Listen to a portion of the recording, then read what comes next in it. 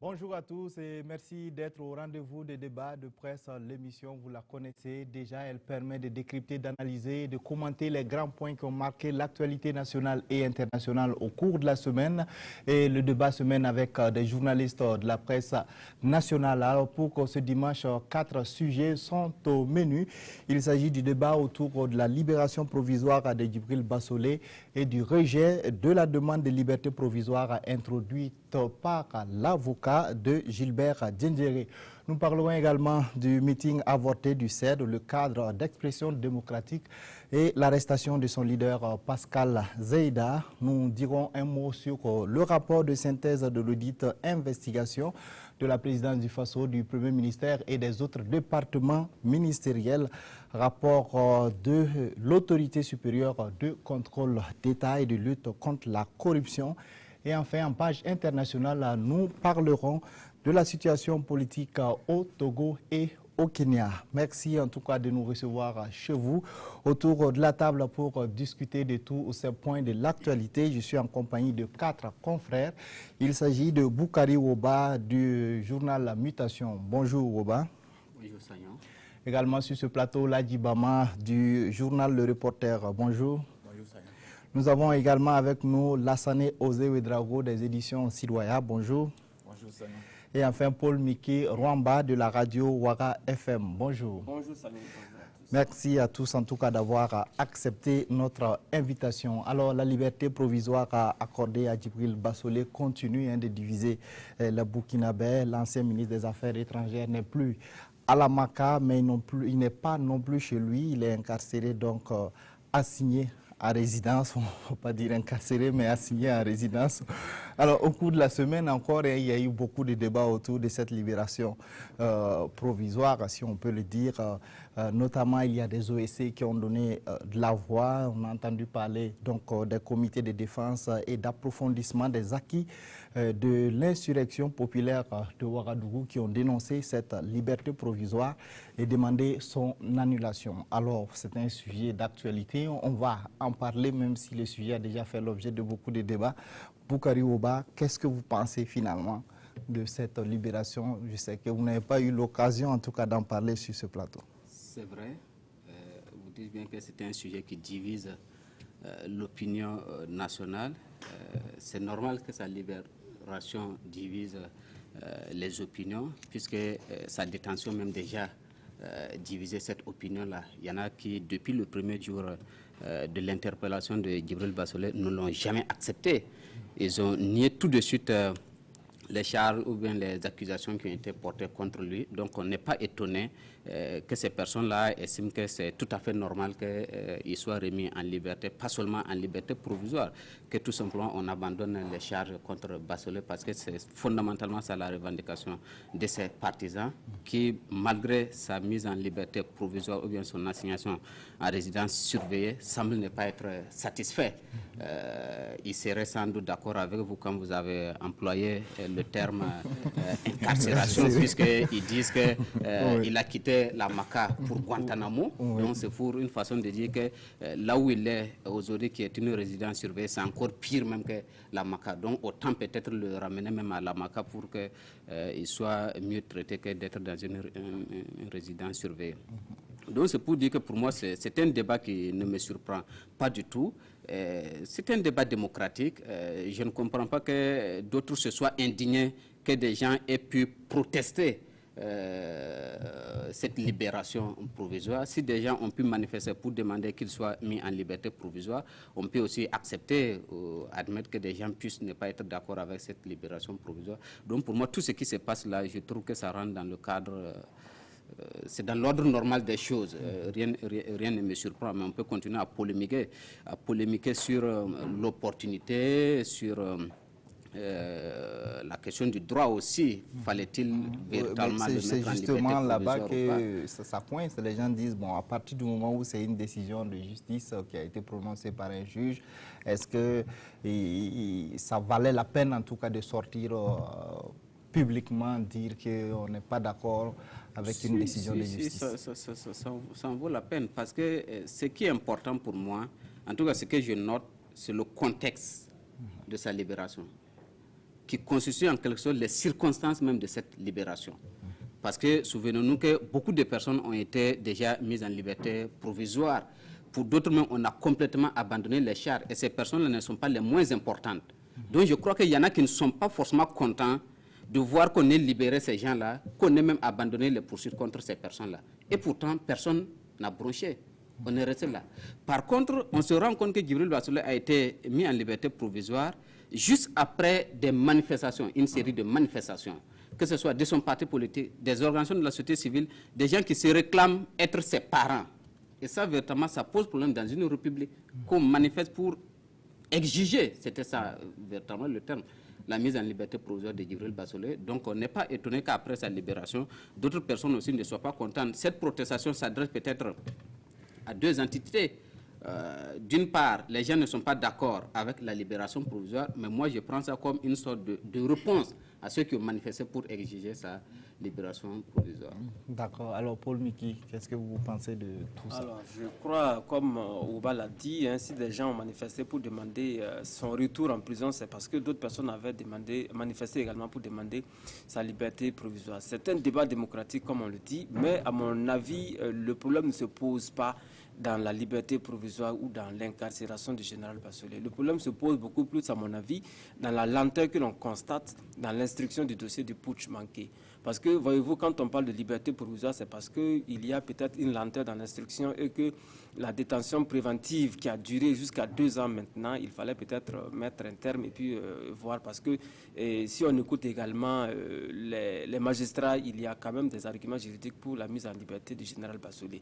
Mais en même temps, c'est comme je l'ai dit, pour moi, les OSC devraient plutôt se battre, c'est-à-dire les OSC qui sont pro ou anti-Bassolé devraient se battre pour que Bassolé soit jugé le plus rapidement possible. S'il était jugé aujourd'hui, on ne serait pas là en train de faire un débat sur une question de liberté provisoire. Parce que, à mon avis, sa place, le général Bassolé, sa place, ce n'est pas forcément à la maison d'arrêt de correction de Ouagadougou, ce n'est pas aussi forcément dans la résidence, l'assignation à résidence, mais c'est plutôt devant la barre du tribunal militaire de Ouagadougou pour qu'il puisse répondre de ses actes. Et s'il venait à être condamné, en ce moment, il retournera donc à la maison d'arrêt de correction en bonne et due forme et on ne parlerait peut-être pas de liberté provisoire. Il va peut-être purger sa peine jusqu'à éventuellement obtenir une grâce présidentielle ou tout le monde en tout cas terminer sa peine. En ce moment, ça allait calmer un peu les jeux. Aujourd'hui, il y a débat parce qu'il y a lenteur dans l'instruction du dossier. Donc, pour moi, les OSC devraient plutôt demander à la justice d'aller un peu plus vite. En ce moment, on aurait évité donc ce jeu que l'on voit. Parce qu'on ne peut pas ne pas donner raison aux OSC qui sont allés manifester pour demander son retour à la prison. On ne peut pas non plus ne pas donner raison à ceux qui ont manifesté pour demander sa liberté provisoire. C'est un débat démocratique et il faut respecter les points de vue des uns et des autres, même si quelquefois il y a des avis qui sont assez fallacieux. Mais on est dans ce débat parce qu'il y a lenteur dans l'instruction du dossier, tout simplement. Oui, Lassane, osez. Comme les prédécesseurs l'ont dit, il s'agit vraiment de la vitalité de la démocratie. Je pense qu'en droit, on dit que la détention, c'est l'exception et la liberté, c'est la règle. Et cette liberté provisoire, parfois lorsqu'elle est refusée à une personne détenue, est peut-être expliquée par un certain nombre de circonstances, parce que parfois le juge estime que lorsque la liberté provisoire de la personne peut vraiment avoir des répercussions sur la suite de la procédure, ou bien si la personne est susceptible de s'enfuir, ou si sa libération va en quelque sorte créer des troubles à l'ordre public. Mais ici, moi je suis de ceux qui pensent que ceux qui doutent réellement vraiment des bonnes intentions de la partie de Djibril Bassolé, parce que, comme Paul Meki l'a dit, c'est à l'issue vraiment d'un certain nombre de manifestations des pros Djibril que cette décision est venue. Et ensuite, c'est pour aussi une question de santé. Et vous savez que Djibril Bassolé a demandé à être libéré, à avoir cette liberté provisoire pour aller se soigner. Qu'est-ce que prouve aujourd'hui? Il y a des gens qui vous disent que le scénario dessiné est qu'on donne la liberté provisoire à Djibril Bassolé, il demande à aller se soigner en France, parce que d'habitude, la plupart de nos grandes autorités, lorsqu'ils sont malades, bon, on se demande est-ce qu'ici, il y a de bonnes je sais pas, de bons hôpitaux pour s'occuper de la santé de nos autorités. D'habitude, on préfère aller se soigner à l'extérieur. Et en quelque sorte, le plan ourdier que Djibril Bassolé demande à aller se soigner en France. Et puis bon, comme l'a fait un RD Congo Katumbi, on va pour se soigner. Et puis bon, en quelque sorte, on reste là-bas. Et si vous écoutez un peu ceux qui ont manifesté pour la libération provisoire de Djibril Bassolé, beaucoup demandent la liberté provisoire, beaucoup demandent la libération de Djibril Bassolé, mais ils ne demandent pas justice pour Djibril Bassolé. Donc il faut que, comme Paul Miki l'a dit, on lutte pour que vraiment cette procédure puisse aller jusqu'au bout, pour que vraiment chacun puisse aller devant le tribunal et puis dire qu'est-ce qui s'est passé. Parce que ce qui m'égratigne un peu, c'est suite à un certain nombre de révélations, parce que là, Guibama est là, peut-être il va en parler, la révélation du reporter qui dit que c'est en quelque sorte Djibril Bassolé qui est le vrai visage, celui qui a initié, en quelque sorte, celui qui porte le coup d'État, et que Djendjere n'a fait qu'endosser la partie visible. Voilà, donc suite à toutes ces révélations, aujourd'hui, si on donne la liberté provisoire à Djibril Bassolé et qu'il franchit la frontière, est-ce que les gens n'ont pas eu raison de manifester pour qu'il retourne à la Maka? Donc moi, personnellement, réellement, je veux qu'on puisse accélérer la procédure et que vraiment justice soit rendue et qu'on sache qui a fait quoi. D'accord, oui. Bama, très rapidement pour... Non, moi je crois que tout est dit sur cette affaire. Hein. Comme mes prédécesseurs, tout le monde est unanime dessus. Hein. Je crois que quand on a un minimum de bonne foi, il y a des choses sur lesquelles on ne doit pas tirailler, quoi. On ne doit pas se tirailler. C'est assez clair. Les supporters de Djibril Bassolé, ils ne sont pas logiques avec eux-mêmes, tout simplement. Parce que pour peu qu'ils aient un minimum de logique, ils n'auraient même pas dû commencer ce qu'ils ont commencé, parce que c'est eux qui sont à la base de tout ça. Ils ne peuvent pas se lever, manifester pour revendiquer, et manquer même du respect à la limite à la justice, parce que ce qu'ils disent aujourd'hui, c'est quoi? Ceux qui demandent à ce qu'on retourne Djibril Bassolé à la Maka, ils ne respectent pas des décisions de justice. Alors que c'est eux qui étaient à la base au départ. Pour peu qu'ils avaient un peu de respect pour la justice, ils auraient pu attendre tout bonnement la justice et rendre une décision, et puis on continuait. Mais c'est eux qui sont levés, ils ont manifesté en premier lieu pour demander qu'on libère totalement. Au départ, c'était ça, hein, on libère totalement, on l'acquitte totalement, il va rentrer chez lui comme si de rien n'était. Je crois qu'il faut un peu de respect pour les autres quand même, quoi, dans ce pays. Et puis quand on regarde les arguments qu'on avance, c'est du dilatoire carrément. On n'a même pas de respect pour la mémoire des gens qui sont morts dans ce pays, dans le cadre de ce coup d'État-là. Il faut que ça s'arrête. Moi, je crois que, comme les autres l'ont dit, allez-y au procès.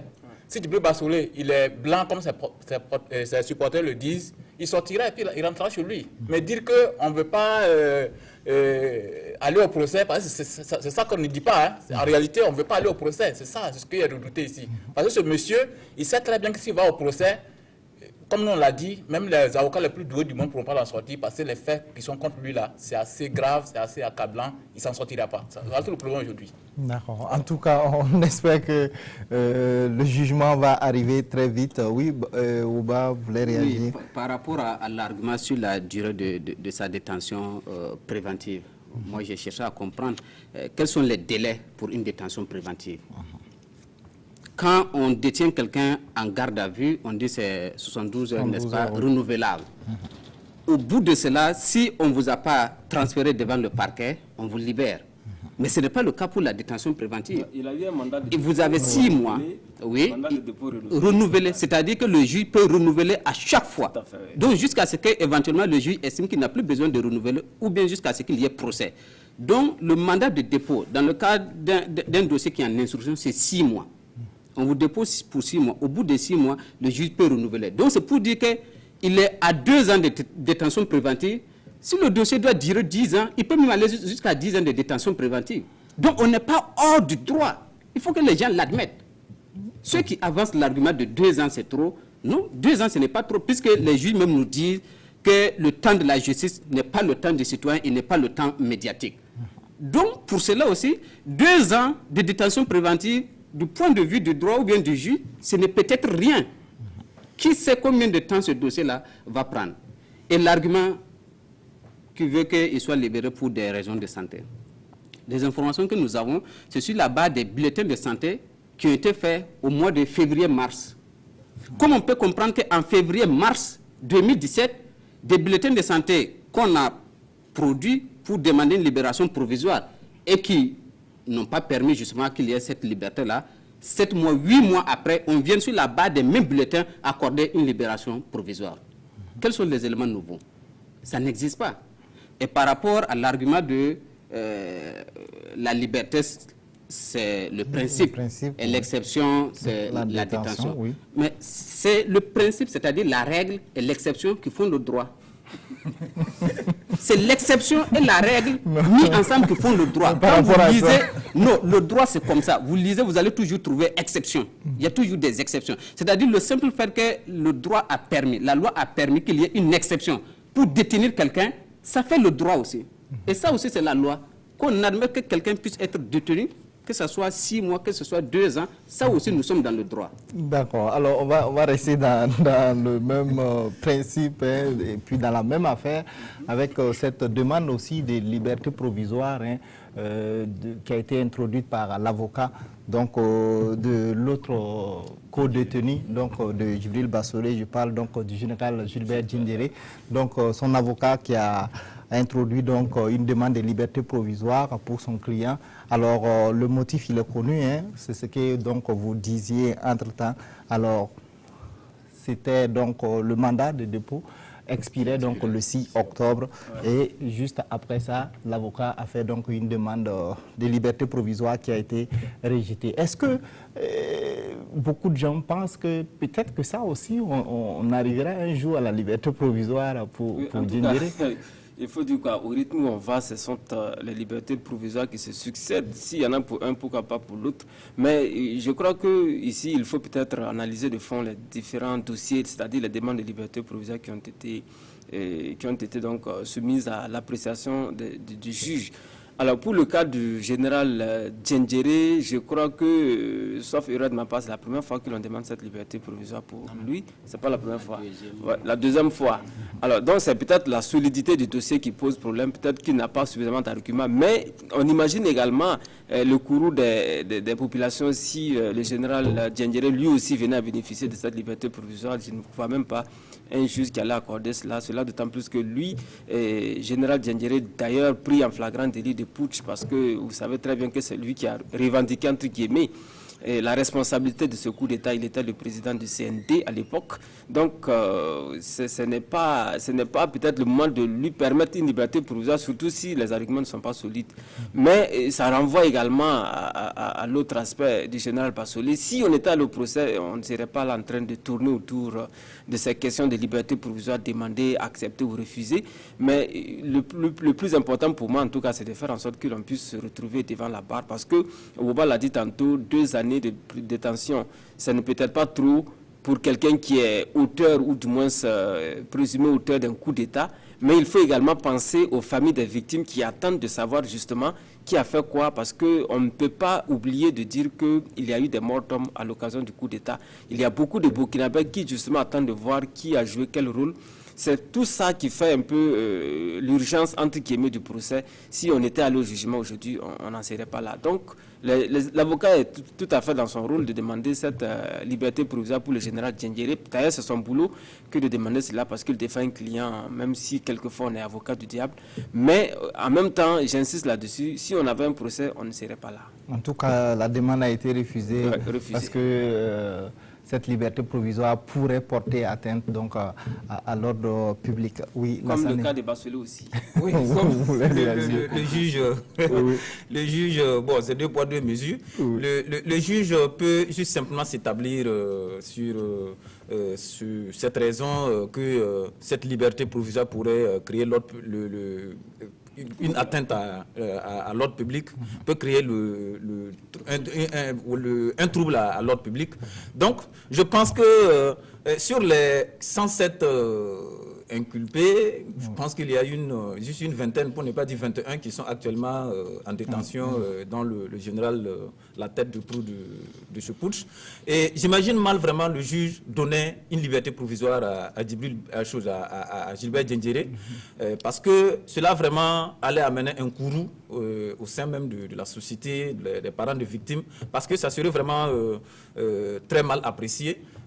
Les deux têtes, Gilbert Diendéré et Djibril Bassolé en liberté provisoire, je me demande qu'est-ce que réellement ce dossier aura encore comme... même s'il faut savoir que liberté provisoire, ça ne veut pas dire non-lieu, mais quand même, la liberté provisoire pour une personnalité comme Diendéré, ça serait vraiment mal vu par les citoyens. D'accord, mais on parle tous de la même chose, le procès tarde à être programmé. Est-ce qu'il n'aurait pas fallu peut-être faire des tribunaux ou bien d'exception pour pouvoir liquider assez rapidement ces dossiers et puis avancer, sans parler de bâclage. Personnellement, j'ai pensé à ça quand les faits étaient encore tout frais. Mais quand j'ai écouté certains acteurs de la justice, en tout cas, ils ont semblé me persuader que ce n'était pas une bonne option.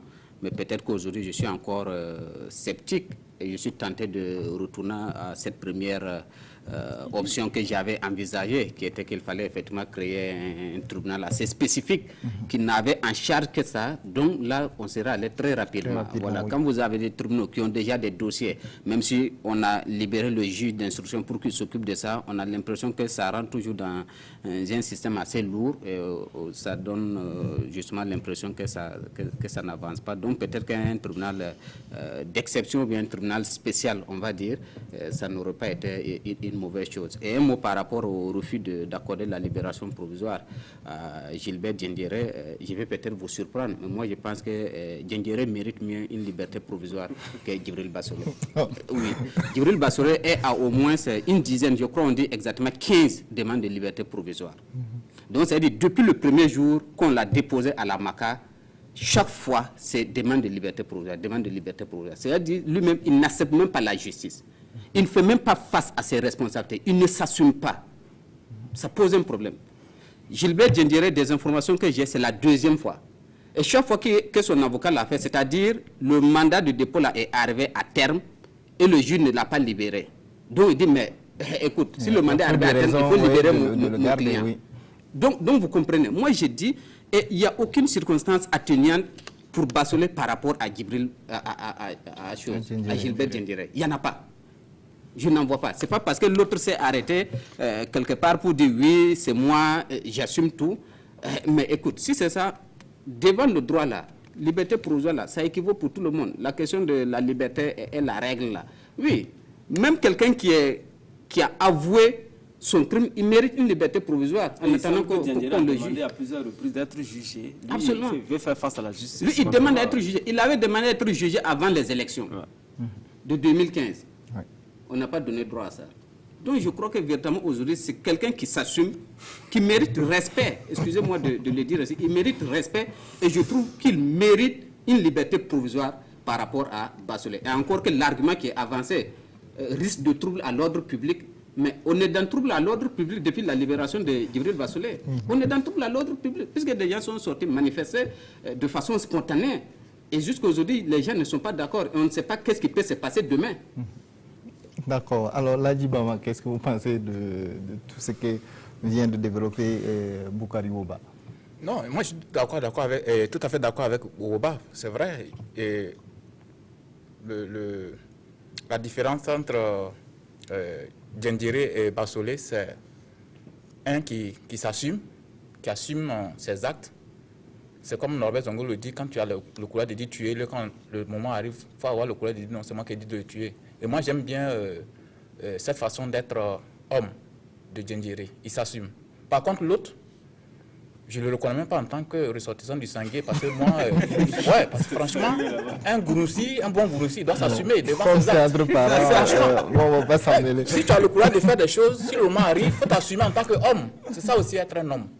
Mais voilà un monsieur qui est là, qui était dans le noir en train de tout manigancer pendant le coup d'État. Il appelait partout les Touaregs au Mali, tout ça. On a tout ça, on a les preuves qu'il n'a pas du tout dormi pendant le coup d'État. Il a appelé partout. Au moment où Djengere voulait reculer, laisser tomber le coup d'État, c'est lui qui était derrière qui le poussait. Non, vas-y, vas-y. Eh, monsieur, comme ça, maintenant, viens, on veut te mettre devant ta responsabilité. Tu dis non, je veux pas quand même. Assume-toi, monsieur.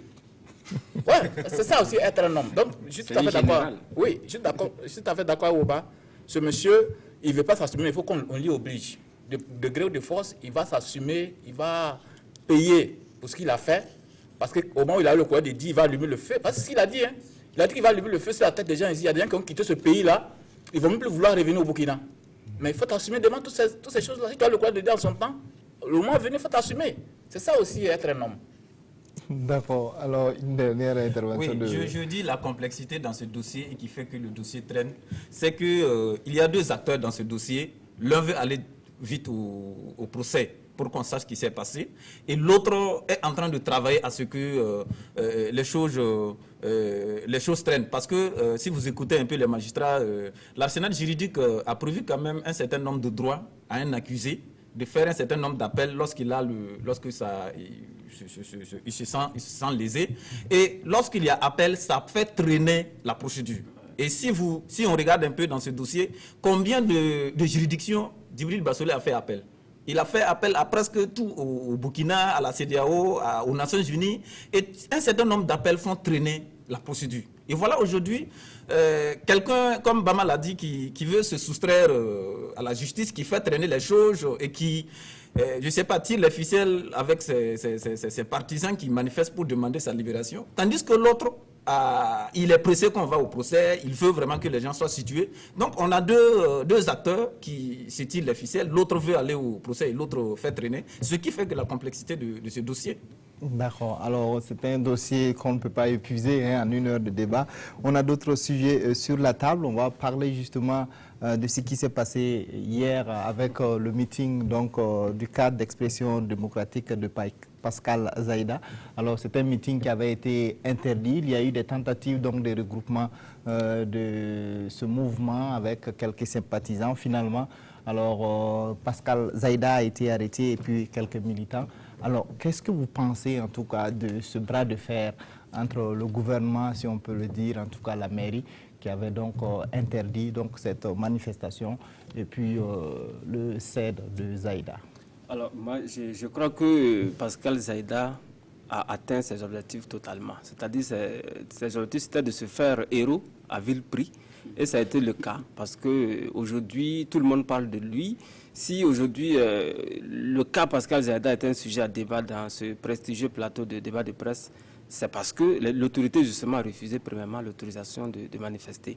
Voyez-vous, si on avait permis au cadre d'expression démocratique de tenir son meeting depuis le 7 octobre, et on n'en serait pas là, ce serait derrière nous, parce que je reste convaincu que Pascal Zaïda, du cadre d'expression démocratique, n'aurait pas pu mobiliser une centaine de personnes à la place de la nation. Et je ne sais pas pourquoi la mairie a évoqué des arguments du genre des risques de troubles à l'ordre public pour interdire le meeting, parce que je ne vois pas quel type de mobilisation Pascal Zaïda aurait pu mener qui va faire en sorte que la police ne puisse pas le cadrer. Aujourd'hui, on a parvenu à l'arrestation de Pascal Zaïda parce que lui aussi, face à ce refus de la mairie, a tenté un passage en force, ce qui n'est pas bien aussi, ce n'est pas assez républicain, c'est ce qui est totalement reproché à Pascal Zaïda. Il ne faut pas forcer les choses lorsqu'elles sont interdites.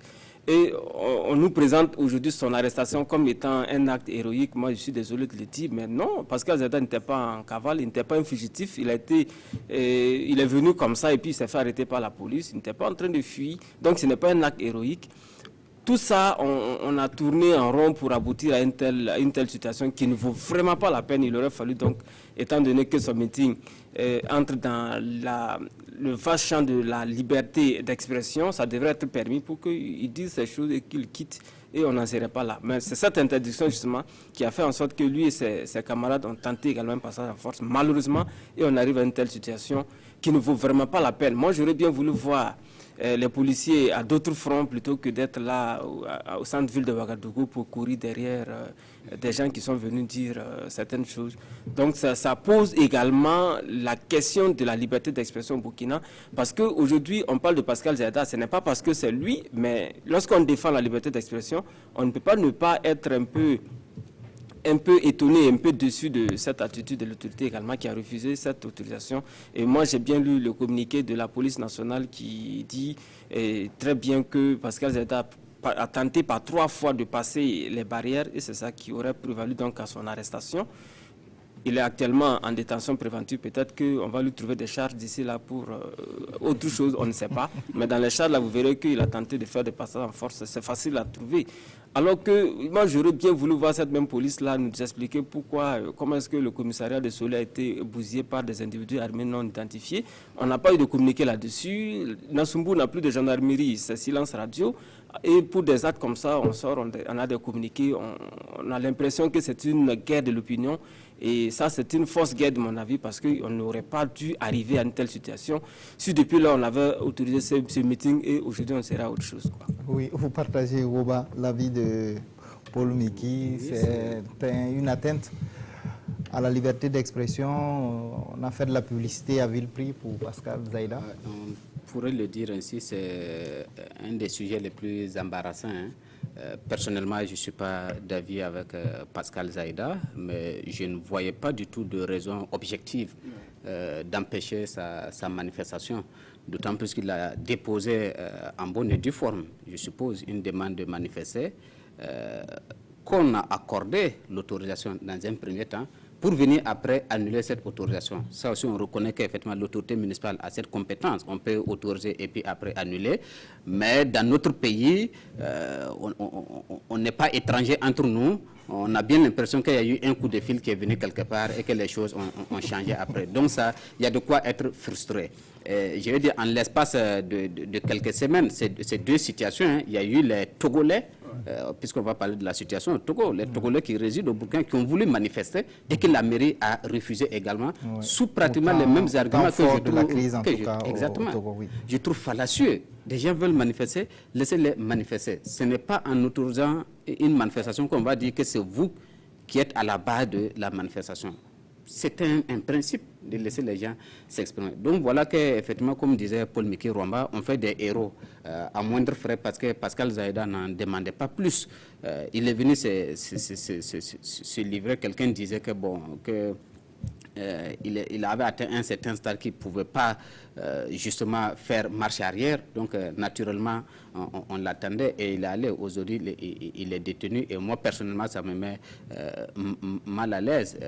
Mais je pense que ça ne pouvait pas être autrement. Mais est-ce qu'il n'y a pas quelque chose à lui reprocher aussi bien sûr, de son attitude? Bien sûr, moi je pense que ça ne pouvait pas être autrement. Il ne pouvait pas ne pas être arrêté. Et s'il n'était pas arrêté, j'en voudrais aux autorités. Parce que ça se passe ainsi. Vous avez déposé une demande de manifestation, on vous a autorisé, on a annulé, on dit tout ça, c'est dans les règles de droit. Ce que vous avez comme moyen de droit là, c'est de poser un recours. On peut saisir le tribunal administratif par rapport à ça. Est-ce que Pascal Zaïda a introduit un recours devant une juridiction? S'il a introduit, alors qu'on attend que cette juridiction-là vide sa saisine. Mais ce n'est pas le cas, on se lève pour aller manifester, donc en violation quand même d'une décision qui est là, qui jusqu'à preuve le contraire est en vigueur. Donc il va de soi que la loi s'applique à vous dans toute sa rigueur, puisqu'il défie l'autorité, donc l'autorité le met aux arrêts. Parce que s'il avait fait ça, c'est une désobéissance civile, c'est un affront à l'autorité, c'est peut-être faire une insurrection tout simplement, parce que c'est ça. Ce qui s'est passé les 30 et 31 octobre là, même si c'était interdit ou quoi que ce soit, si Blaise avait pu mater tous ceux qui étaient sur place là, il serait aujourd'hui, la prison de Ouagadougou n'aurait pas suffi pour contenir les gens. Hein. Si Blaise avait pu mater, si on avait pu attraper les gens, on serait justement en détention à la date d'aujourd'hui. C'est comme ça. Moi, j'étais devant l'Assemblée nationale parce que j'aurais été pris. Donc, c'est comme ça. Pascal Zaïda, il est sorti. S'il avait pu défier l'effort de l'ordre, si la manifestation avait pu aboutir, peut-être qu'on aurait renversé quelqu'un, mais il n'a pas pu, ce quelqu'un-là l'a arrêté, et aujourd'hui, il est détenu. C'est comme ça, c'est une question de rapport de force. D'accord, oui. Bamang, qu'est-ce que vous pensez de... Non, franchement, moi, c'est vraiment le cœur maîtris que je me retrouve à parler de sujets comme ça. Hein, franchement, on a tellement de choses plus importantes à traiter que parler de gens comme ça. Franchement, voilà. Et c'est dommage, nos autorités nous obligent à parler de futilité pendant qu'on a des choses... voilà, c'est ça le gros dommage ici. Un monsieur comme ça, moi, je ne vois pas ce qu'il représente dans ce pays-là. Pourquoi on se retrouve à consacrer toute notre énergie à un monsieur comme ça qu'est-ce que Pascal Zaïda représente dans ce pays-là, concrètement? Comme Miki l'a dit, il pourrait mobiliser même 100 personnes, moi je ne suis pas sûr. Comment on aurait dû le laisser faire son fameux meeting du 7, et puis on n'en parlait plus, c'était fini. Mais je ne comprends pas cette frilosité des autorités chaque fois. Franchement, quoi. Et là, finalement, je suis d'accord avec Pascal Zaïda, je suis d'accord. Moi, à sa place, j'aurais défié l'autorité, parce que là, ce n'est pas possible. Pendant que lui, on lui refuse, on autorise d'autres. Pourquoi? Lui, c'est un Burkinabé comme tout le monde aussi, là. Il faut qu'on soit un peu plus sérieux dans ce pays et puis s'occuper des choses sérieuses que de passer le temps à nous obliger à parler de choses qui ne valent pas la peine, quoi. Moi, c'est vraiment c'était pratiquement impossible de circuler en centre-ville hier dans la matinée. Je pense que, comme les autres l'ont dit, les autorités sont tombées dans le piège de Zaïda, qui n'attendait qu'à se faire une star, un héros, parce que autant je condamne le jusqu'au-boutiste, l'attitude jusqu'au-boutiste de Zaïda, à qui l'autorité n'a pas permis de manifester, autant aussi je ne comprends pas l'attitude de l'autorité, parce que depuis le 7 jusqu'à aujourd'hui, je pense que ça fait au moins 3 ou 4 fois que Zaïda est passé à la sécurité. On l'a écouté, on a interdit sa manifestation, et on ne dit pas réellement. Au fond, qu'est-ce qu'on reproche à Zaïda pour interdire sa manifestation? Est-ce qu'il y a des données, est-ce que la sécurité détient des données palpables qui montrent que Zaïda veut, je ne sais pas, renverser le régime, que Zaïda veut, je ne sais pas, faire atteinte à l'ordre public?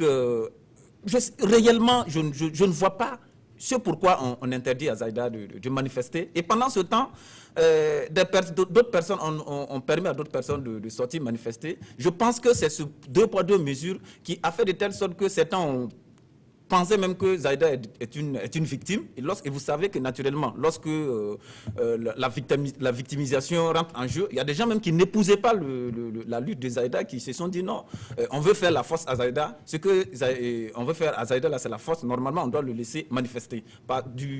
Dans la mesure où même le MPP est issu je ne sais pas, d'un pouvoir ici de manifestation, parce que c'est a eu la manifestation, comme Ouba l'a dit, qui a chassé le Blaise Compaoré du pouvoir, qu'on a pu organiser des élections en 2015 et que le MPP est venu au pouvoir. Donc j'estime qu'on aurait dû laisser Zaïda manifester depuis le 7 octobre, et aujourd'hui, là, on n'allait pas en parler. Parce que ce Zaïda-là, comme Bama l'a dit, il ne représente rien au Burkina Faso. Lui, là, il ne pouvait même pas remplir une cabine téléphonique.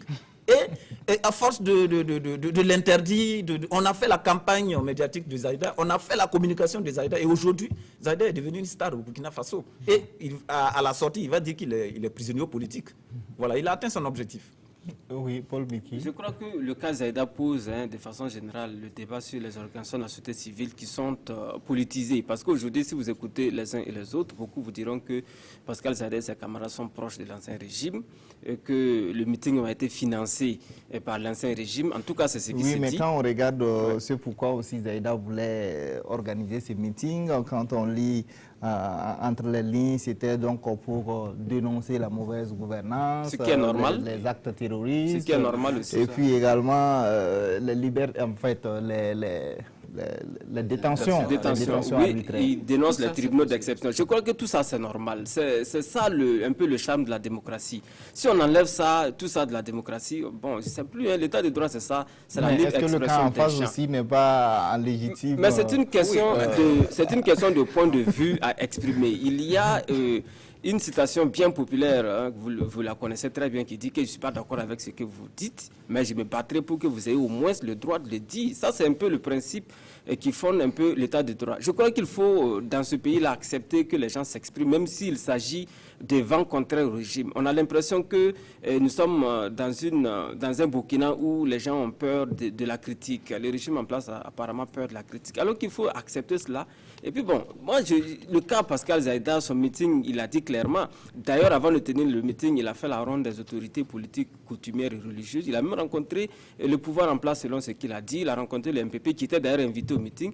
Il dit l'objectif, c'était un meeting de 30 minutes pour dire que bon, il y a des choses qui ne vont pas au Burkina, les promesses ne sont pas tenues, les tribunaux d'exception ne sont pas bien, il y a les attaques terroristes au nord. Ça, c'est un peu ce que tout le monde fait tous les jours. Même nous, sur nos antennes, on tient tous les jours des meetings pareils sur les antennes parce que les gens appellent comme ça pour dénoncer ce qui ne va pas au Burkina. Je crois que c'est la libre expression, il faut le permettre.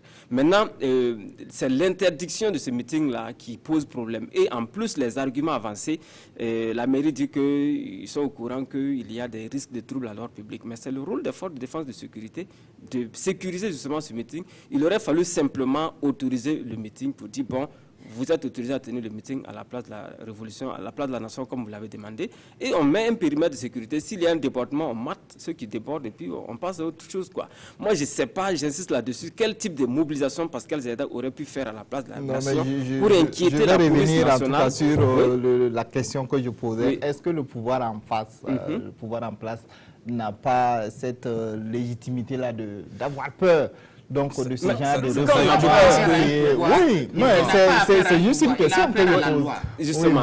Oui, sur ce point. Non, je pose la question. Je dis, est-ce que quand on est issu peut-être d'un pouvoir qui est passé par là, on n'a pas le droit d'avoir peur de voir des gens qui commencent à organiser des mouvements de ce genre? C'est même pas possible. Moi, je pense que si la note est ici, c'est que nous devons avoir peur. Parce qu'on n'a pas un pouvoir, on n'a pas un gouvernement à nos têtes. Si un gars comme Pascal Zaïda doit faire peur à notre gouvernement à ce point, c'est qu'on doit avoir peur. C'est clair. Je ne sais pas. C'est ça le problème. Si ce monsieur a fait peur à notre gouvernement au point d'être aussi frileux, alors là, c'est qu'on doit avoir peur dans ce pays, parce que moi, c'est plus à quoi on doit... Je pense que... Moi, je pose juste la question pour... Le gouvernement s'est un peu mis dans une situation embarrassante parce que ce pourquoi Pascal Zaïda voulait sortir, dénoncer là. Je pense que le MBDHP même qui a fait sortir un communiqué pour dire qu'ils vont marcher, et c'est pour presque les mêmes choses. Est-ce que le gouvernement aura vraiment ce courage-là d'interdire la manifestation du MBDHP? En tout cas, moi, j'attends de voir.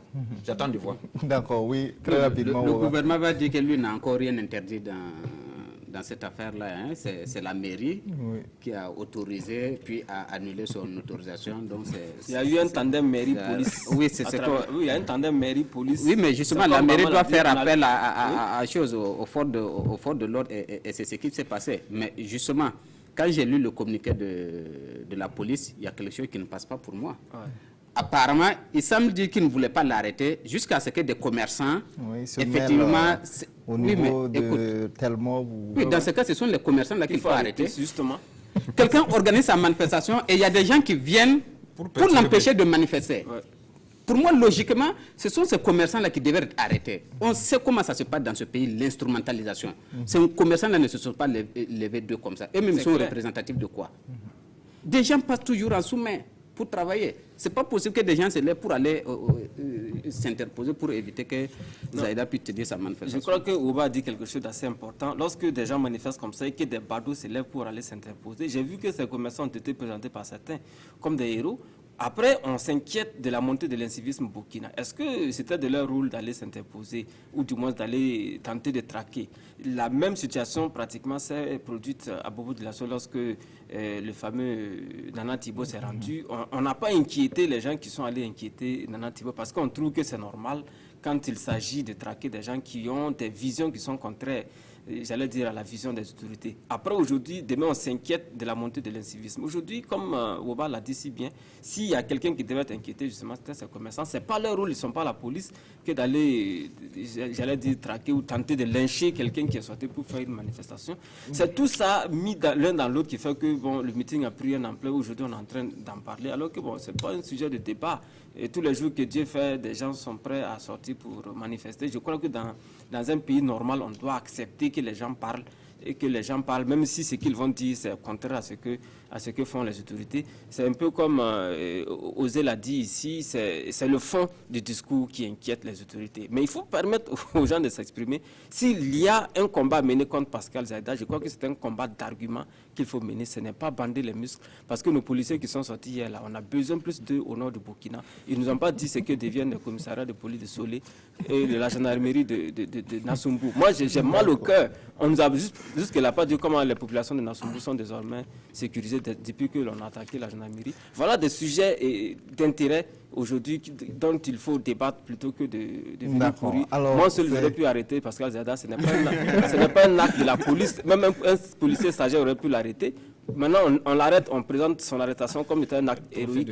Je suis désolé, il ne fuyait pas. Bon, la rentrée politique du MPP a parlé de fermeté. Est-ce que vous y voyez un lien? Oui, alors ça, je reviens là-dessus. Ce n'est pas le MPP de parler de fermeté. Il faut aller directement à la fermeté. Il ne faut pas professer. Ce ne sont pas des choses qu'il faut professer. Aujourd'hui, j'ai dit, je le répète, le MPP est un parti fort qui est sorti victorieux des élections, de l'élection présidentielle. C'est le MPP qui est au pouvoir, c'est le MPP qui a la force publique aujourd'hui. Et la fermeté doit s'affirmer. C'est pour ça qu'on a vu des velléités de troubles à l'ordre public qui n'ont pas été réprimés ici. Moi, j'ai encore en mémoire ce qui s'est passé avec les transporteurs qui, en 72 heures, sont sortis par rapport à une petite phrase de Simon Compaoré qui ont paralysé tout le pays. Il n'y a pas eu de répression, aucun coup de gaz lacrymogène n'a été lancé contre ces commerçants. Aujourd'hui, la fermeté, là, il faut l'affirmer sur le terrain. C'est comme on le dit, il faut bondir sur la chose et puis exécuter, puis on finit là. Ce sont les autres peut-être qui auraient dû parler de fermeté au niveau donc, du MPP, pas le MPP même. D'accord. On n'aura pas le temps de poursuivre ce débat parce qu'on est pris par l'État. Il nous reste encore 2 sujets sur la table. On va parler très rapidement donc, du rapport 2016 de l'ASE. C'est un rapport de synthèse de l'audit investigation de la présidence du FASO, de la primature et de beaucoup d'autres départements ministériels du Burkina Faso. Ça a été rendu public au cours donc, de la semaine. Alors, ce qu'on peut retenir de façon générale, c'est qu'il y a une amélioration, en tout cas, de la gestion de la chose publique, des finances publiques de façon générale par rapport à 2015, l'année sous la transition. Je ne sais pas si vous avez jeté un coup d'œil donc sur ce rapport. Qu'est-ce que vous pensez? Il y a vraiment de l'amélioration dans la gestion des deniers publics au Burkina. Oui, on pourrait le dire, c'est ce que l'ASE même a affirmé à travers le contrôleur général lui-même, Luc Marius Ibriga, qui dit qu'il y a une amélioration. Moi, ce que je voulais surtout saluer, c'est l'esprit de ces audits-là, qu'il faut le reconnaître, on le doit à la transition. Ça a été instauré à la fin de la transition. Et on se rend compte qu'effectivement, ça va continuer. C'est-à-dire que chaque année, au bout de l'année, on doit pouvoir auditer les différents ministères, y compris la présidence. Et je trouve que ça, c'est une bonne chose à côté du rapport annuel à proprement parler donc de l'ASE, qui lui peut avoir beaucoup de décalage, comme on l'a vu récemment, et cela avait suscité des débats. Ce rapport-là, lui, c'est un rapport d'audit, il est plus frais, parce que c'est N+1 directement, on l'a évalué, et je pense que c'est une bonne chose. Les aspects qui ont été critiqués, notamment l'utilisation du carburant, je crois que ça n'étonne pas grand monde. On a fait beaucoup d'efforts pour améliorer l'utilisation du carburant au Burkina. Sinon, vous savez qu'avant, on déchirait les bons d'essence comme ça et puis on distribuait aux amis et parents, alors que c'est de l'argent public. Ce n'est pas parce que c'est écrit sur un bon d'essence 25 000 ou autre que ce n'est pas de l'argent. Voilà, donc je crois qu'on a essayé d'améliorer ça. On a parlé des cartes magnétiques et autres, mais bon, on se rend compte que véritablement, on n'est pas encore au bout des malversations. Et je crois que ce type de rapport-là, avec les recommandations, on devait pouvoir au fur et à mesure améliorer, corriger cette gestion-là. Peut-être ce que j'allais ajouter, c'est que les audits puissent s'étendre à un maximum d'institutions qui toutes brassent l'argent public. Pour moi, le débat ne finit pas en ce qui concerne l'Assemblée nationale. Voilà, donc si on peut véritablement auditer une présidence du FASO, l'Assemblée nationale n'est pas au-dessus de la présidence du FASO. Vous ne pouvez pas dire que c'est vous qui votez la loi, mais vous êtes hors de la loi ou bien hors de la République. Moi, je ne comprends pas cette logique. Voilà, donc il faut bien qu'il y ait une institution qui peut s'appeler ASE, que ça peut s'appeler Cour de compte, ça peut s'appeler, nommer ça comme vous voulez. Il faut qu'il y ait quelqu'un d'extérieur qui va aller regarder ce qui se passe à l'Assemblée nationale, comme on peut le faire pour la présidente de FASO, et c'est tant mieux. D'accord. Alors, tu parlais de carburant tantôt. On a vu que, en tout cas, les plus grandes, si on peut dire, entre griffes, malversations qui ont été commises à ce niveau, ça a été relevé au niveau de la présidence du FASO. Sur 250 millions de francs en CFA de consommation irrégulière, il y a 245 millions donc, qui viennent de la présidence du FASO. Je crois que c'est ça la plaie de la chose. C'est vrai, on ne peut pas manquer de souligner les avancées que l'on connaît dans la gestion des finances publiques depuis l'avènement de l'autorité supérieure de contrôle d'État de la lutte contre la corruption et puis également la Cour des comptes. Mais aujourd'hui, quand le mauvais exemple vient de la présidente du Faso, ce n'est pas du tout bien parce que, au contraire, c'est la présidente du Faso qui devait avoir donc une gestion plus assainie des finances publiques. Donc, aujourd'hui, ce n'est pas tolérable. C'est vrai qu'on peut dire qu'il n'y a pas de risque zéro dans la gestion des finances publiques, mais pour moi, la présidente du Faso, c'est vraiment le symbole de la bonne gouvernance. Donc, les mauvais exemples ne doivent pas venir de là. Et c'est 2016, le rapport, les malversations entre Kiemi remonte à 2016, et c'est donc le règne du président Roch Marc Christian Kaboré. Donc, c'est un appel au président du Faso. Il faut qu'il fasse en sorte que lorsque l'autorité supérieure de contrôle de l'État va nous présenter le rapport 2017 l'année prochaine, qu'il y ait 0 franc CFA de malversation à la présidente du Faso. C'est ça l'objectif de la bonne gouvernance. Maintenant, comme Ouba l'a dit, on ne peut pas également s'empêcher de s'inquiéter pour le cas de l'Assemblée nationale qui fait l'objet de beaucoup de dénonciations dans la presse parce que, vous le savez certainement, l'autorité supérieure de contrôle d'État de lutte contre la corruption n'a pas qualité d'aller auditer les comptes de l'Assemblée nationale. Pour moi, une autorité de ce genre devrait avoir cette qualité de mettre le nez partout où il y a les 10 francs CFA du contribuable burkinabé, c'est-à-dire partout où on met l'argent du contribuable, que l'on ait cette possibilité également d'aller auditer. On est au courant qu'il y a des caisses noires dans certaines institutions qui échappent à tout contrôle. Là, on est d'accord parce qu'il y a des dépenses de prestige qui ne peuvent pas faire l'objet de justification. On nous l'a dit, on peut le comprendre. Mais lorsqu'il est possible de le faire, il faut vraiment que ces audits puissent se réaliser dans toutes les administrations publiques, parce que si quelqu'un sait que son administration n'est pas concernée par les visites inopinées des contrôleurs de Ibriga, il pourra donc se permettre de toute gestion. Okay. Donc j'insiste là-dessus, il faut que la transparence vienne de la présidence, et c'est la présidence qui pourra donc désormais mater les autres institutions qui ne sont pas en règle. Aujourd'hui, les 250 millions de francs CFA, alors la suite à donner c'est quoi? Est-ce que ça va faire l'objet d'un dossier judiciaire? Voilà autant de questions que l'on doit se poser. D'accord, oui. Très rapidement, Lassane. Oui, il faut tout d'abord saluer l'esprit des différentes audits de l'ASE, qui est quand même devenu une tradition depuis la transition. Sinon, il y a eu une époque où personne n'osait aller mettre son nez à la gestion de la présidence du Faso.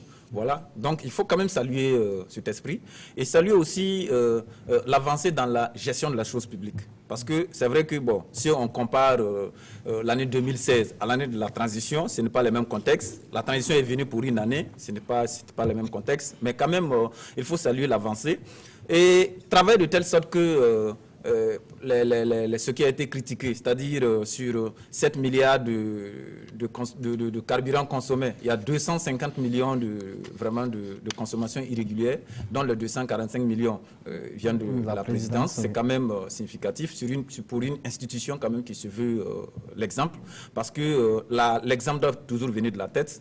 Il faut que la présidente du Faso travaille de telle sorte que les audits ultérieurs, que vraiment on n'épingle pas encore cette institution pour ce genre de choses. Ensuite, comme les autres l'ont dit, c'est bien, on a audité beaucoup de structures, la présidente du Faso, Premier ministère, d'autres structures, mais la caverne, en quelque sorte, entre guillemets, la caverne d'Ali Baba qui fait parler autant là, bon, on nous dit que la loi ne permet pas à l'ASE d'aller mettre son nez là-bas parce que l'ASE relève de l'exécutif et que l'Assemblée nationale est du législatif. Il faut travailler de telle sorte qu'une structure qui est extérieure à l'Assemblée nationale puisse quand même aller mettre son doigt là où ça ne va pas. Parce qu'on a vu ces missions à l'extérieur, ces missions sans justificatif, tout. Depuis qu'on en a parlé, la presse en a parlé, il y a eu, à l'interne même vraiment, il y a eu des gens qu'on a essayé de tenser. Et après, c'est fini, on n'en parle plus. Voilà, donc si on demande à l'exécutif de bien gérer les deniers publics, il faut demander aussi aux structures, aux législatifs aussi de bien gérer ce qu'on leur donne comme argent de fonctionnement. D'accord. Oui, Bama, un mot sur cette question. Bon, moi, mon mot peut-être c'est de dire que j'ai bien peur que le rapport là, il soit en décalage avec la réalité du terrain. Hein, parce que moi, quand on dit qu'il y a eu une nette amélioration, moi en tant que journaliste sur le terrain, ce que moi je vois, je ne sens pas cette amélioration en tout cas dans les faits, franchement. Je suis désolé de le dire, mais bon. Et surtout, là où ça m'a encore... ce rapport m'a en tout cas conforté dans ma position. C'est quand j'ai entendu le contrôleur général dire qu'à l'avenir, il n'acceptera plus les justificatifs post-contrôle. Oui. Moi, j'attends cette période-là pour pouvoir dire si vraiment il y a de l'amélioration. Parce que si on veut voir bien la façon dont certaines choses ont pu être justifiées dans l'irrégularité, moi je considère ça comme irrégulier aussi, parce qu'on ne peut pas attendre, dépenser de l'argent public, attendre qu'un contrôleur vienne, et puis tu vas courir. On sait comment on peut trouver des justificatifs. Surtout que ce sont des audits et que les personnes qui vont être auditées sont informées à l'avance, 2, 3, 4 mois à l'avance. C'est comme le cas que moi j'ai vu au CIAO. Voilà un monsieur qui peut prendre l'argent, aller dépenser, attendre un an après que le contrôleur vienne contrôler ses caisses, et il court maintenant, il tous les justificatifs viennent déposer. Il n'a même pas pu réunir tous les justificatifs. C'est de l'argent liquide qu'il prend pour aller compléter ce qui manquait un an après. Bon, un monsieur comme ça, s'il n'y avait pas eu de contrôleur là-bas, ça veut dire que cet argent-là, c'était pour lui. Donc moi j'attends que vraiment les contrôles soient beaucoup plus rigoureux et qu'on puisse nous prouver que vraiment il y a eu de l'amélioration pour croire. Parce que moi franchement, pour ce que nous on voit sur le terrain dans ce pays-là, moi je vois vraiment... Peut-être que le temps de Blaise Compaoré était encore mieux qu'aujourd'hui. Oui. Non, mais... Je pense qu'il faut aussi... Bon, nous avons salué les avancées, mais il faut surtout travailler avec la veille citoyenne à ce que cette institution soit toujours indépendante. Parce qu'aujourd'hui, ce que l'ASE fait comme travail là, il faut surtout voir la tête qui est Luc Marius Ibriga, qui est quand même quelqu'un qui se bat, qui est quelqu'un issu de la société civile, qui se dit qu'il faut qu'il fasse ce travail là parce que quand même il est issu de la société civile. Et il faut cette veille citoyenne de telle sorte qu'il n'y ait pas de la récupération par la suite lorsque Ibriga va partir et qu'on va trouver une autre personne. Imaginons qu'un jour, Ibriga parte et qu'on trouve une personne peut-être qui... quelqu'un peut ne pas avoir la carte d'un parti politique, mais en bas, il est un peu politique. Voilà. Donc, quand on va en arriver à là et qu'on puisse aller placer quelqu'un qu'on peut manipuler, je pense qu'on risque de retomber dans les mêmes travers que dans le passé. Sinon, à l'heure actuelle, moi, je trouve qu'il faut saluer quand même ce que la SE, elle se fait comme travail. Qu'est-ce que vous pensez de ce que Bama vient de dire? Bon, il y a le rapport de la SE, mais il y a la réalité sur le terrain. Donc, il pense qu'il y a un décalage, si je ne le trahis pas, entre ce rapport-là et puis les actes sur le terrain. Paul Miki, en 30 secondes. Bama a tout à fait raison parce que le rapport reste ce qu'il est, c'est ce que les gens ont pu voir. Mais la réalité du terrain, c'est toute autre chose. Parce que le constat que nous faisons effectivement en tant qu'acteurs sur le terrain, c'est que la corruption ne semble pas avoir reculé au Burkina Faso. Ça, c'est un. Deuxièmement, et moi j'ajoute d'ailleurs qu'au-delà d'une institution comme l'autorité supérieure de contrôle d'État de la lutte contre la corruption, au-delà d'une institution comme la Cour des comptes et même la société civile comme le RENLAC, il y a un autre acteur qui manque, c'est-à-dire une structure qui va d'ailleurs arbitrer la pertinence des dépenses que l'on fait. Parce que l'autre chose également, quand les contrôleurs viennent, ils regardent est-ce que la dépense est conforme à la loi, est-ce que les pièces justificatives sont là. Une fois que ça c'est fini, bon, il n'y a plus de soucis. On ne regarde pas la nécessité. La nécessité des dépenses. Il n'y a pas de structure qui fait cet arbitrage sur la nécessité des dépenses. Parce qu'aujourd'hui, un directeur général peut décider d'allouer un certain montant à un domaine qui ne vaut pas la peine, alors que les agents sont là. Aujourd'hui, dans l'administration publique Burkina, si vous faites le constat, vous allez voir beaucoup de fonctionnaires viennent du matin au soir et ils n'ont rien à faire parce qu'il n'y a pas justement d'argent pour les amener sur le terrain. Nous, on a des cas concrets comme ça. Il y a des gens qui appellent sur nos antennes qui disent que depuis janvier, ils sont à leur poste. Jusqu'aujourd'hui, ils n'ont fait aucun boulot. Ils ont honte de prendre leur salaire à chaque fin du mois pour la simple raison que leur administration n'a pas été dotée de budget pour les amener à travailler. Certainement parce que l'argent a été injecté dans d'autres domaines qui ne sont pas nécessaires. Donc voilà donc un autre aspect. On a bien compris votre position. En 30 secondes également, Ouba, pour clore. Juste par rapport au juge de l'opportunité, normalement c'est dans les missions de la Cour des comptes de pouvoir juger de l'opportunité d'une dépense. Sauf que c'est un jugement qui est fait donc a posteriori, donc après la dépense, et ce n'est pas toujours aussi que cette Cour des comptes là aussi juge véritablement de ce qui est opportun ou pas opportun. Donc c'est des choses à voir, parce qu'en parlant d'opportunité justement, quelqu'un osait dire que c'est le chiffre de 7 milliards ou combien de milliards 7 milliards de consommation de carburant, rien que de carburant par an. Moi, franchement, je suis un peu ébloui. J'ai l'impression que c'est énorme. Peut-être que je n'ai pas la méthode de la réalité. Peut-être que le Burkina peut consommer 4 milliards, 5 milliards de carburant et puis mieux fonctionner qu'avec 7 milliards. Parce que quand vous vous posez la question, ces 7 milliards de carburant, c'est pourquoi? C'est juste des missions là, c'est lever, aller ici.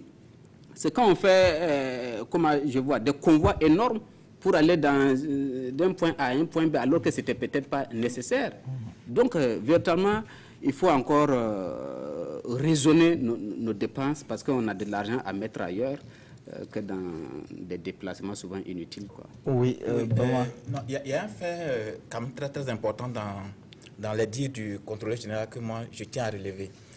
Quelque part, il a dit qu'il y a eu des cas où des gestionnaires de deniers publics ont refusé de fournir des documents aux contrôleurs. Oui, c'est ressorti en tout cas dans les difficultés que la SELC a eues. C'est très grave ça dans un pays où des gens peuvent gérer l'argent public, on vient vous demander des comptes, vous refusez, et de ce quoi à l'autorité supérieure du contrôle d'État. Moi, je peux comprendre que nous, les petits journalistes, on peut se prendre des gens, ils disent non, on s'en fout de vous et puis on circule. Mais comment on peut comprendre que des gens qui gèrent l'argent public, on vient pour vous demander des comptes, vous dites circuler. Je dis, mais c'est grave. Et moi, j'espère que le contrôleur général va envoyer des noms au président du FASO, qui a dit dans son programme qu'il va faire de la transparence et de la lutte contre la corruption, et en tout cas son cheval de bataille pendant son mandat.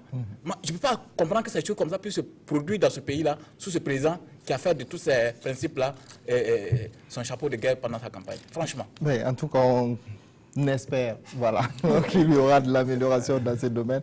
Alors, nous avons négocié 5 minutes pour parler donc, de la page internationale. Alors, très rapidement, on va parler donc, du Togo avec la situation qui semble être de plus en plus, en tout cas, sous contrôle. En tout cas pour les autorités de Lomé, les rues sont beaucoup plus calmes ces derniers jours. Alors, va-t-on vers des négociations, en tout cas pour une résolution à l'amiable? Le scénario du Burkina semble s'éloigner, si on peut le dire ainsi, à Lomé. Oui, tu dis bien semble s'éloigner parce qu'on ne sait pas ce que... peut-être que l'opposition veut faire... je ne sais pas, la stratégie du bélier, reculer pour mieux agir, pour mieux sauter. Voilà.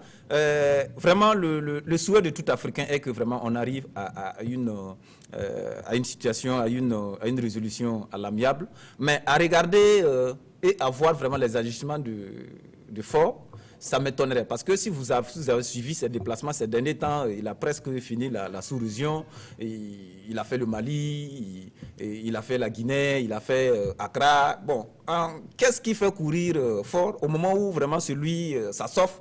Bon, c'est retourner. Est-ce que c'est pour retourner je sais pas, l'opinion du syndicat des chefs d'État de la sous-région en sa faveur? Est-ce que qu'est-ce qui se passe? Donc je pense que ce serait mieux que Faure puisse ouvrir un dialogue national, s'asseoir avec son opposition, la coalition, pour discuter réellement de façon franche du moins avec cette opposition qui réclame le retour à la Constitution dans son 92, de 92, tandis que Faure aujourd'hui, jeune président, il rêve peut-être plus de faire 10 ou 15 ans ajoutés, ce que peut-être l'opposition ne veut pas entendre. Donc je pense que c'est mieux de bien discuter avec cette opposition et de trouver un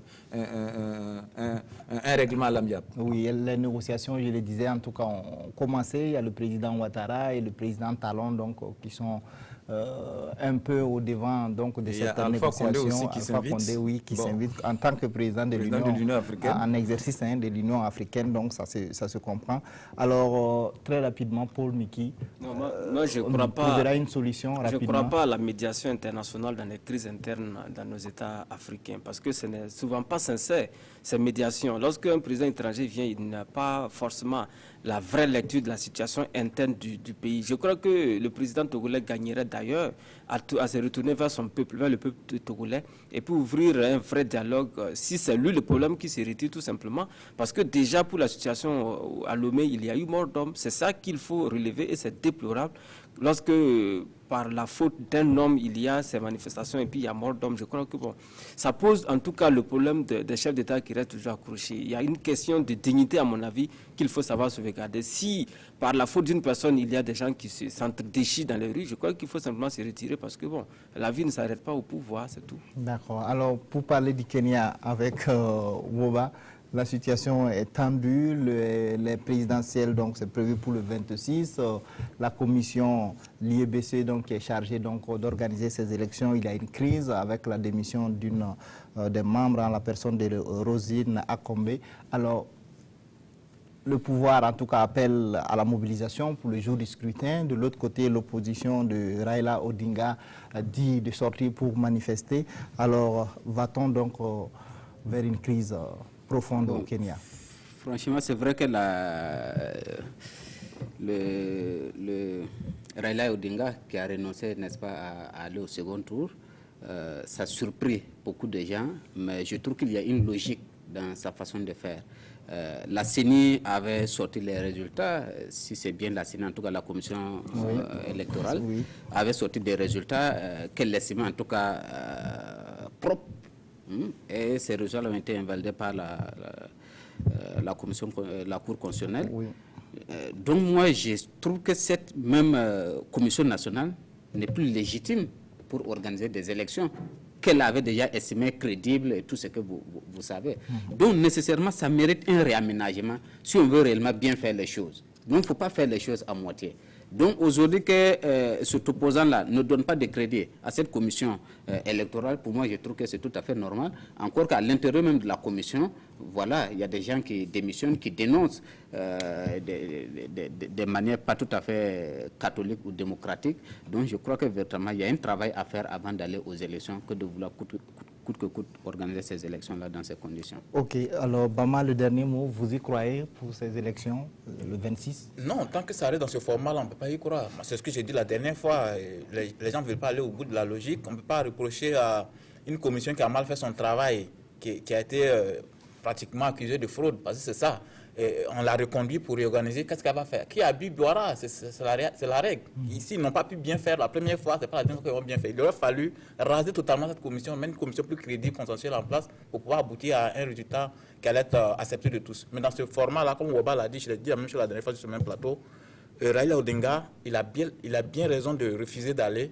Maintenant, si l'autre il avait un petit minimum de dignité, c'est lui qui devait démissionner, moi à mon sens. C'est lui qui devait démissionner, mais malheureusement, c'est ok. En tout cas, on est au terme de cette émission et nous vous remercions de nous avoir suivis. Je rappelle très rapidement que j'étais sur ce plateau avec Paul Miki Rwamba de la radio Waka FM, Lassane Ose Ouedraogo des éditions Sidwaya. Alors, Bama Ladji du journal Le Reporter et Boukari Woba de Mutation. Merci à vous qui nous avez suivis. On se retrouve dans une semaine si Dieu le veut.